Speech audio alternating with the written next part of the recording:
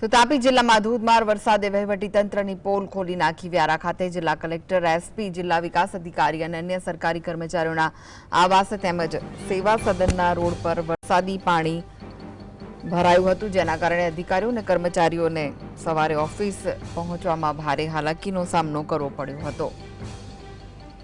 તો થોડા વરસાદના કારણે જ પ્રી મોન્સૂન કામગીરીની પોલ ખુલી ગઈ।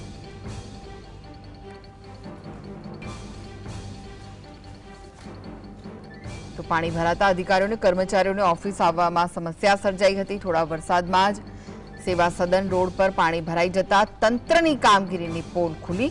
તાપી જિલ્લામાં ધોધમાર વરસાદ વરસ્યો, જેના કારણે અનેક વિસ્તારોમાં પાણી ભરાવાની સમસ્યા સામે આવી। રોડ રસ્તા પાણીમાં ગરકાવ થયા, વાહન ચાલકોને ભારે હાલાકીનો સામનો કરવો પડ્યો હતો। વહીવટી વિભાગના પાપભાઈ અધિકારીઓ અને કર્મચારીઓના આવાસ પાસે પણ પાણી ભરાયા। કલેક્ટર હોય, એસપી, જિલ્લા વિકાસ અધિકારીઓ જ્યાં રહે છે ત્યાં જ પાણી ભરાવાની સમસ્યા જોવા મળી હતી।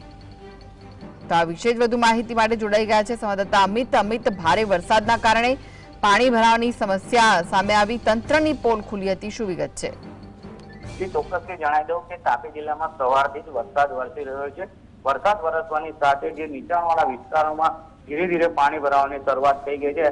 હાલની વાત કરીએ તો હાલ જે તાપી જિલ્લાનું મુખ્ય સેવા સદન કહેવામાં આવે છે, ત્યાં દરેક કચેરીઓ આવી છે। ત્યાં જિલ્લા કલેક્ટરની કચેરી હોય કે તાપી જિલ્લા વિકાસ અધિકારીની કચેરી હોય કે તમામ જે મોટી કચેરીઓ ત્યાં આવી છે, અને આ કચેરીઓ ત્યાં જ પાણી ભરાઈ જવાના કારણે જે તંત્રની પોલ, જે પ્રી મોન્સૂનની કામગીરી કરવામાં આવે છે તેની પોલ ખુલી ગઈ છે। આ જે કચેરીઓમાં પાણી, રોડ ઉપર પાણી ભરાઈ જવાના કારણે લોકોએ જે પાણીમાં જઈને પોતાના કામ અર્થે જવું પડી રહ્યું છે। હાલની વાત કરીએ તો હાલ પણ ઘૂંટણસમાં જેટલા પાણી આ જિલ્લા સેવા સદન છે ત્યાં ભરાઈ ગયા છે અને લોકોએ ભારે હાલાકીનો સામનો કરવો પડી રહ્યો છે। જી, આભાર માહિતી આપવા માટે।